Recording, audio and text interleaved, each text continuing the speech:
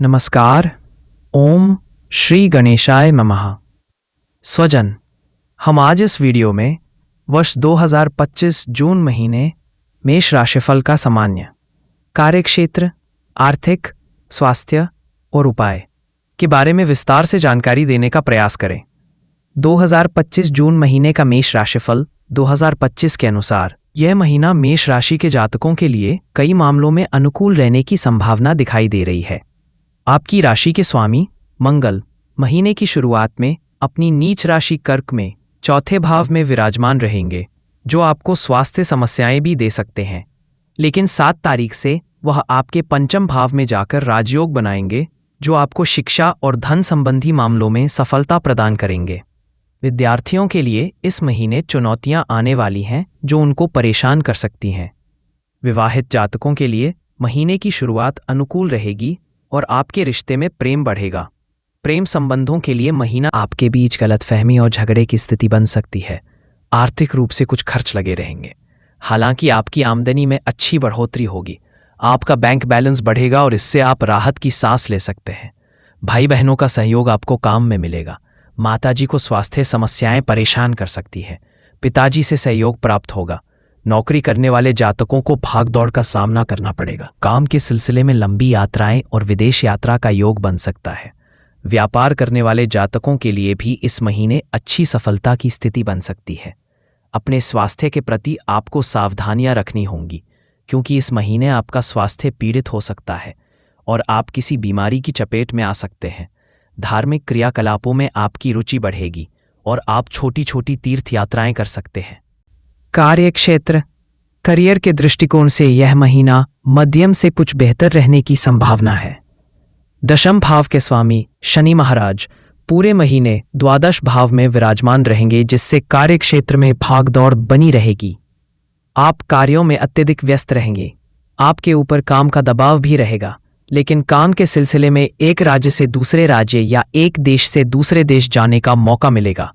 आपके विदेश यात्रा की संभावनाएं हो सकती हैं। छठे भाव के स्वामी बुध महाराज महीने की शुरुआत में तो सूर्य के साथ दूसरे भाव में होंगे, जिससे कार्यक्षेत्र में अच्छी सफलता और धन लाभ के योग बनेंगे।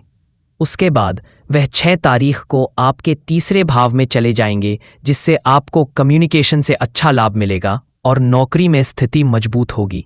उसके बाद वह 22 तारीख से आपके चतुर्थ भाव में आकर दशम भाव को देखेंगे, जिससे आप कठिन समय से बाहर निकल सकेंगे और अपनी नौकरी में स्थिति को बेहतर बना पाएंगे।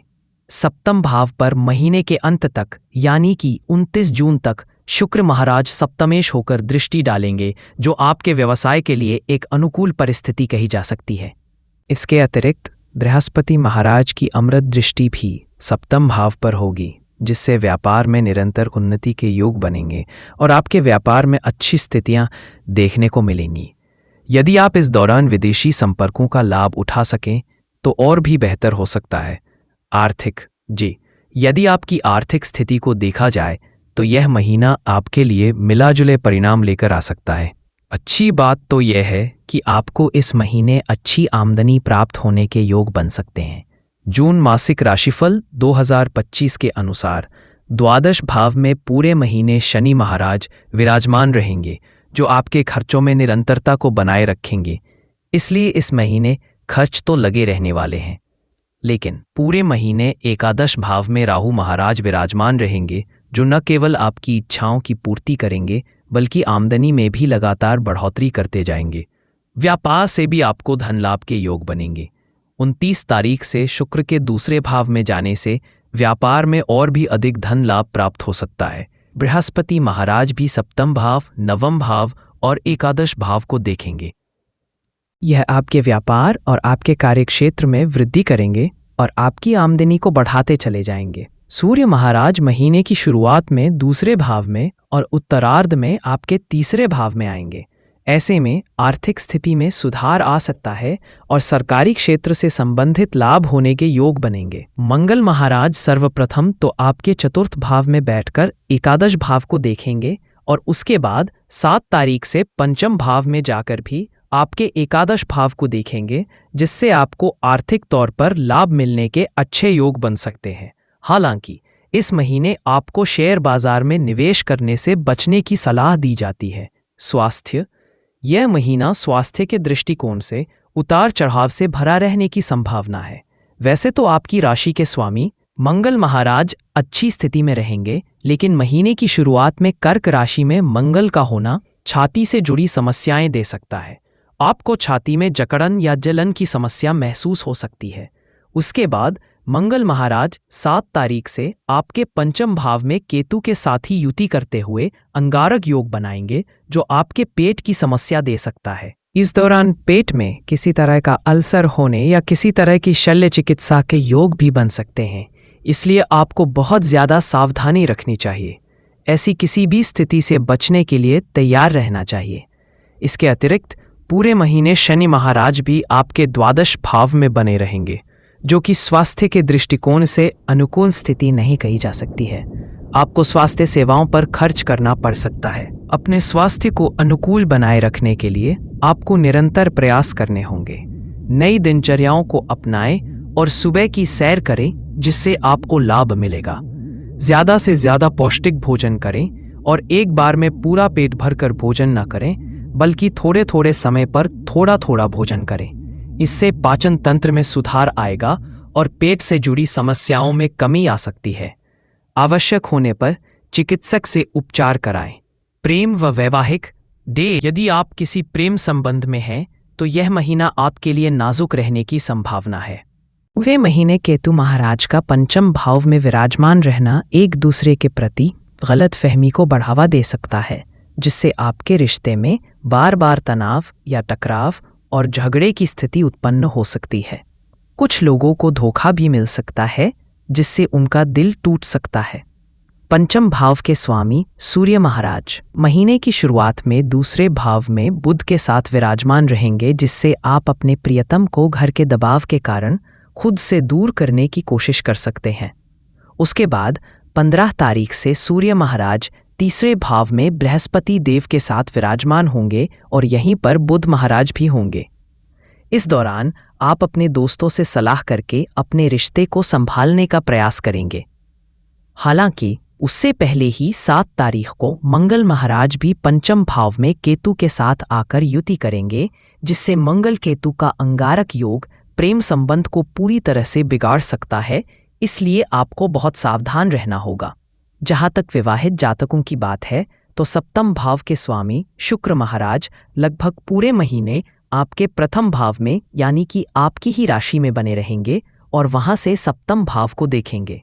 ऐसे में आपके रिश्ते में प्रेम और अपनत्व तो बढ़ेगा, रोमानियत से भरे पल भी आएंगे और रिश्ते में मधुरता बढ़ेगी तथा आप एक दूसरे का सम्मान करेंगे। 29 तारीख को शुक्र महाराज आपके दूसरे भाव में चले जाएंगे, जिससे जीवन साथी को कुछ स्वास्थ्य समस्याएं रह सकती हैं, लेकिन ससुराल के प्रति उनका प्रेम बढ़ेगा। पारिवारिक: यह महीना पारिवारिक जीवन के लिए अनुकूल रहने की संभावना है, फिर भी कुछ मामलों में आपको ध्यान देना पड़ेगा। महीने की शुरुआत में मंगल महाराज अपनी नीच राशि कर्क में आपके चतुर्थ भाव में विराजमान रहेंगे, जिससे आपका माताजी से झगड़ा हो सकता है, उनसे आपकी तनातनी हो सकती है और उनका स्वास्थ्य बिगड़ सकता है। इसलिए आपको उनसे अच्छे से बातचीत करनी चाहिए। साथ ही आपको अपने रिश्ते को अच्छे से संभालना चाहिए और उनके स्वास्थ्य का ध्यान रखना चाहिए। दूसरे भाव में सूर्य और बुध एक साथ विराजमान रहेंगे।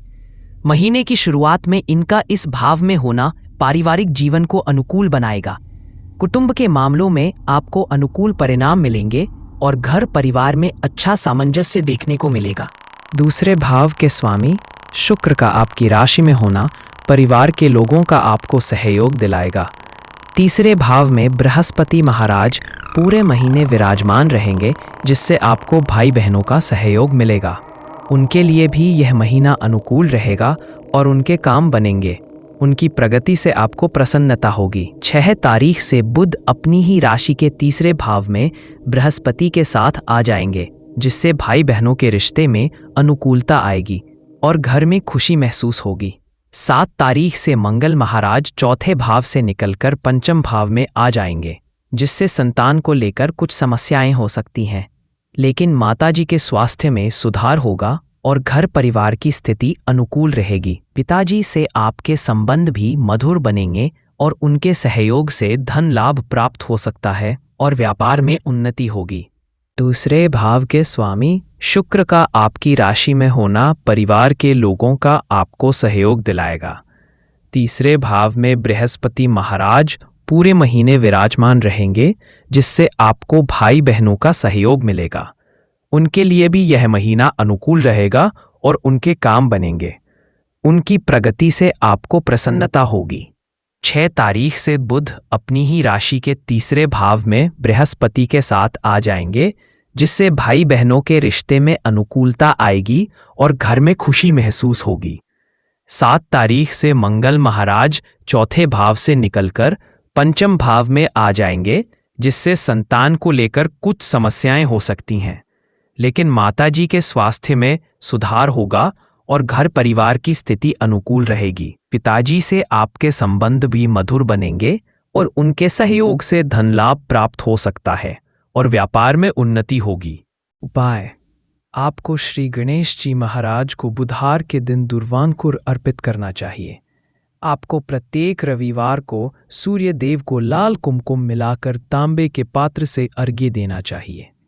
गुरुवार के दिन केले के वृक्ष को जल देकर सींचें। मंगलवार के दिन हनुमान जी के मंदिर जाकर चोला चढ़ाएं। यह राशिफल आपकी चंद्र राशि पर आधारित है। ऐसे ही ज्योतिष, दैनिक पंचांग, राशिफल, त्योहार और सनातन धर्म की अन्य महत्वपूर्ण जानकारी के लिए अवश्य हमारा चैनल के साथ सर्वदा जुड़े रहें। वीडियो कैसा लगा कमेंट बॉक्स में जाकर मनचाहा कुछ भी एक प्यारा सा कमेंट लिखें और चैनल को सब्सक्राइब करने के साथ साथ बेल आइकन को प्रेस करें, ताकि जब भी मैं कोई भी एक नया वीडियो मेरे इस चैनल पर अपलोड करें, सबसे पहले आपके पास पहुंच सकता है।